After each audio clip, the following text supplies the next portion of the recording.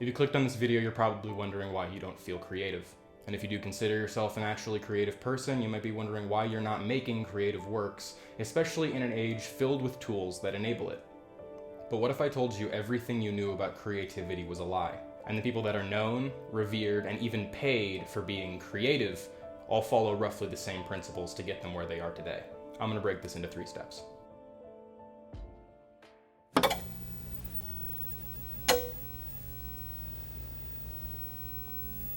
Garbage in, garbage out is a concept in computer science that means the quality of the output is often determined by the quality of the input. Basically, the information you put into an intelligent system correlates pretty highly with what that system is going to produce. As a creative, this affects you a couple of ways. The first level of this is to consume with intention. While certain people may be naturally inclined for certain things, I think being creative is a universal human trait. The ideas we have are formed by what we're exposed to and the information that we put into our heads. A lot of people, including myself, have found themselves feeling completely burnout when exposed to constant stimuli. For myself, this usually comes in the form of Netflix or YouTube. If I throw on random content in my free time for the sake of being a weird combination of entertained and distracted, I end up feeling creatively dead. There's nothing wrong with wanting to watch TV or relax, but do it intentionally. I've found that inspiration is most likely to strike when you're completely absorbed in whatever you're doing. There's a reason that a lot of people utilize meditation, especially in the personal development space. The more engaged you are with something, the more likely you are to see something that other people don't. The next level of this is studying the greats. This doesn't just mean reading autobiographies of famous and successful people. It means deeply studying the works of art and the people who stir up feelings of inspiration inside you. Treat your heroes as your peers, in the sense that whoever made a creative work that inspired you probably started from where you are right now. What influenced the creator of the thing that inspired you? What stepping stones did that person take to get them from the level that you're at to the level you would consider great? Paper is used to write things down that we need to remember. Our brains are used to think. If the last step was taking things in, this is about getting them out. You need to write your ideas down.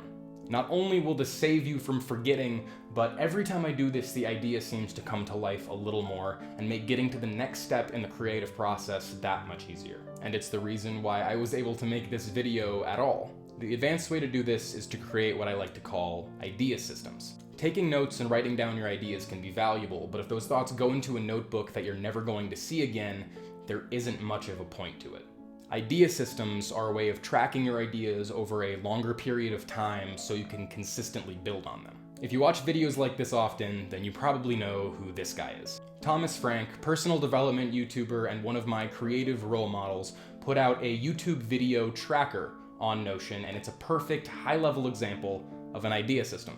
And it's the tool I would credit the most with helping me make this video. This tracker or idea system is a place to visualize past, present, and future works in a place that you'll come back to. It's set up in a way that allows you to do as little grunt work as possible so you can focus purely on creating. When you utilize an idea system properly for the first time, it feels like putting training wheels on a bike. You don't have to be balancing a bunch of ideas or things that you want to do, and instead you can just steer in the direction that you want and move forward.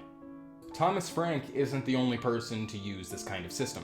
Ali Abdaal has a similar idea system for his YouTube videos, but if you're not into video making or productivity and personal development, I guarantee the successful people in whatever niche you're in have a system just like this. All creative work requires you getting your ideas out of your head and into the real world. Idea systems are just a better way to do that.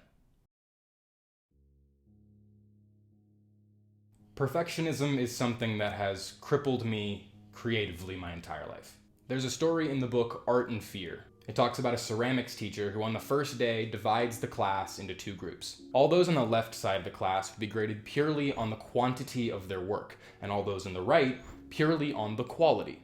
On the final day of class, he would bring in his scale and weigh all of the work of the quantity group. 50 pounds of pots rated an A, 40 pounds of pots rated a B, and so on. Those being graded on the quality of their work, however, only needed to produce 1 pot, albeit a perfect one. It came time for grading, and oddly, the works of the highest quality were made by the quantity group. It seems that while the quantity group was busy churning out piles and piles of pots and learning from their mistakes, The quality group sat there theorizing about perfection and in the end had nothing more to show for it than a pile of dead clay. I think very few, if any, of the great creatives made their masterpiece the first time they picked up a pen or a paintbrush. Most likely when they started, their work was bad, maybe even laughable. Quality is something that is learned through quantity. Don't wait for the muse to show up. Your showing up is more likely to summon the muse than the other way around. This is a theory you can implement in your life with a process that I call embracing the cringe. It's a two-part process that begins first with honing in on anything that you want to become great at. If you're like me, that might be storytelling, making YouTube videos, and building businesses. The point is to hone in on a goal that requires a lot of work where you could see yourself failing to put that work in. The next step is to attempt mediocrity. Giving yourself hard, set-in-stone due dates can change your life. I was serious when I said perfectionism cripples creativity.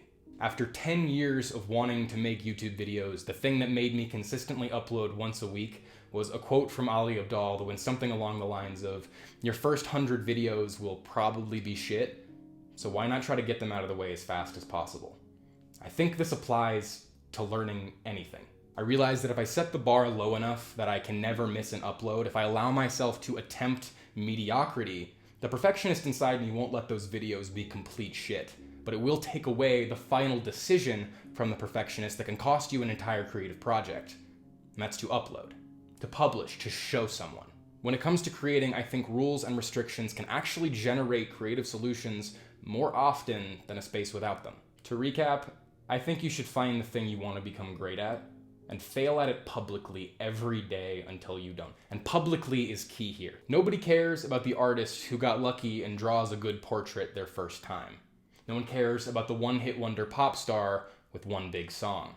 More often than not, the iteration, the progression, the work becomes more art than the piece itself. So attempt mediocrity, embrace the cringe, and next week, fail a little bit better. See you then.